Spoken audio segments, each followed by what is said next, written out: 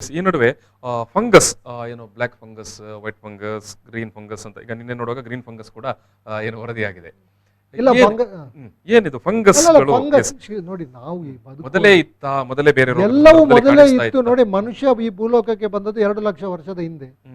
ಈ ಸೂಕ್ಷ್ಮಾಣುಗಳು ನಮಗಿಂತ ಎಷ್ಟೋ ಕೋಟಿ ವರ್ಷಗಳ ಮೊದಲೇ ಈ ಭೂಲೋಕದಲ್ಲಿ ಇದ್ದಂಥವು. ಮನುಷ್ಯನ ದೇಹದಲ್ಲಿ ಇರುವ ಏನು ತಳಿಗಳು, ಜೀನ್ಗಳಂತ ಹೇಳ್ತೀವಲ್ಲ, ಅದರಲ್ಲಿ 65ರಿಂದ 67% ಜೀನ್ಗಳು ಬ್ಯಾಕ್ಟೀರಿಯಾದಿಂದ ನಾವು ಪಡ್ಕೊಂಡಿರೋದು.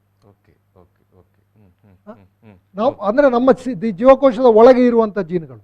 ಇನ್ನು ನಮ್ಮ ದೇಹದ ಕರುಳಿನಲ್ಲಿ 2.5 ಕಿಲೋದಷ್ಟು ಬ್ಯಾಕ್ಟೀರಿಯಾಗಳು, ಸುಮಾರು 100 ಲಕ್ಷ ಕೋಟಿ ಬ್ಯಾಕ್ಟೀರಿಯಾಗಳು ನಮ್ಮ ಕರುಳಿನಲ್ಲಿ ಇವೆ. ನಮ್ಮ ಚರ್ಮದಲ್ಲಿ, ಶ್ವಾಸಕೋಶದಲ್ಲಿ, ಬಾಯಿಯೊಳಗೆ, ನಮ್ಮ ಜನನಾಂಗಗಳಲ್ಲಿ ಎಲ್ಲ ಕಡೆ ಬ್ಯಾಕ್ಟೀರಿಯಾಗಳಿದೆ, ವೈರಸ್ಗಳಿದೆ.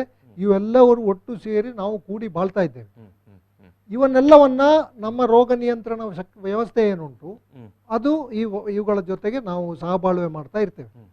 ಆದರೆ ಯಾವಾಗ ನಮ್ಮ ದೇಹದ ರೋಗ ರಕ್ಷಣಾ ವ್ಯವಸ್ಥೆ ಕೆಟ್ಟು ಹೋಗ್ತದೆ ಅಥವಾ ಅದರ ಏನು ದಾಳಿಯನ್ನು ಎದುರಿಸುವ ಸಾಮರ್ಥ್ಯ ಅದಕ್ಕೆ ಕಡಿಮೆ ಆಗ್ತದೆ ಅಥವಾ ಬದಲಾಗ್ತದೆ, ಅಥವಾ ಹೊಸ ಬ್ಯಾಕ್ಟೀರಿಯಾಗಳು ದಾಳಿ ಮಾಡಿದರೆ ಅದನ್ನು ಎದುರಿಸಲಿಕ್ಕೆ ನಮ್ಮ ರೋಗ ರಕ್ಷಣಾ ವ್ಯವಸ್ಥೆ ಸನ್ನದ್ಧಾಗಿರ್ತದೆ. ಅದರಲ್ಲಿ ಏನಾದರೂ ಈ ಎರಡು ನಡುವಿನ ಹೋರಾಟದಲ್ಲಿ ಒಂದು ಸಮಸ್ಯೆ ಆದಾಗ ಕಾಯಿಲೆಗಳಾಗುವುದು. ಅದರಿಂದ ಶಿಲೀಂಧ್ರಗಳು ಕೂಡ ನಮ್ಮ ಜೊತೆಗೆ ಇರುವಂತವೆ, ಮತ್ತೆ ಅದರಲ್ಲಿ ಕೆಲವು ಬ್ಯಾಕ್ಟೀರಿಯಾಗಳು ಕೂಡ ಬೇರೆ ಬೇರೆ ಬಣ್ಣದ ಪಿಗ್ಮೆಂಟ್ ಅಂತ ನಾವು ಹೇಳ್ತೇವಲ್ಲ, ಅವುಗಳನ್ನು ಬಿಡುಗಡೆ ಮಾಡ್ತೇವೆ. ಈಗ ಉದಾಹರಣೆಗೆ ಸೂಡೋಮೋನಸ್ ಅಂತ ಒಂದು ಬ್ಯಾಕ್ಟೀರಿಯಾ ಇದೆ, ಅದು ಹಸಿರು ಕಲರ್ನ ಪಿಗ್ಮೆಂಟ್. ನಾವು ಈಗ ಕೀವು ಆಗ್ತದೆ, ಯಾವ ಬಣ್ಣ ಹೇಳಿ? ಹಳದಿ ಬಣ್ಣ.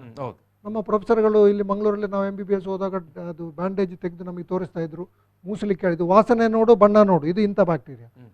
ಇದನ್ನೆಲ್ಲ ನಾವು ಆವತ್ತಿನಿಂದನೇ 30-40 ವರ್ಷದ ಹಿಂದೆ ಇದನ್ನು ಕಲಿತಾನೆ ಬಂದಿದ್ದೇವೆ. ಇದರಲ್ಲಿ ಯಾವ ಹೊಸದು ಕೂಡ ಇಲ್ಲ. ಆದ್ರೆ ಈ ವರದಿಗಾರಿಕೆ ಇದೆಯಲ್ಲ, ಇದು ಹೊಸ